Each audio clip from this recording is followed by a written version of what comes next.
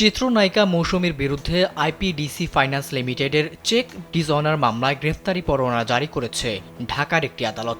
IPDC finance লিমিটেডের 1,06,211 টাকার check ডিসঅনারের অভিযোগ করা হয়। এ নিয়ে গত বছরের ৩ ডিসেম্বর ঢাকার একটি আদালতে অভিনেত্রী মৌসুমীর বিরুদ্ধে মামলা করেন আইপিডিসির দায়িত্বপ্রাপ্ত কর্মকর্তা এম মুশফিকুর রশিদ। এবার এই প্রসঙ্গে চিত্রনায়িকার স্বামী চিত্রনায়ক ওমর সানি খোলাখুলি মন্তব্য করেন। তিনি জানান, যারা মামলাটি করেছে তারা হয়তো ভেবেছে মৌসুমী দেশ ছেড়ে পালিয়ে গিয়েছে, আমরাও হয়তো পালিয়ে যাব। পরে তিনি নিশ্চিত করে জানান, এই কয় টাকার জন্য মৌসুমী বা ওমর সানি কেউই দেশ ছেড়ে পালাবে না। একমাত্র ওয়ালটন এসি দিচ্ছে 1 বছরের রিপ্লেসমেন্ট গ্যারান্টি এবং কম্প্রেসারের 10 বছরের গ্যারান্টি। এ বিষয়ে ওমর সানি আরও জানান, সম্প্রতি তারা একটি গাড়ির জন্য লোন নিয়েছিলেন, যার জন্য প্রতি মাসে 1,09,000 টাকা করে পরিশোধ করতে হতো।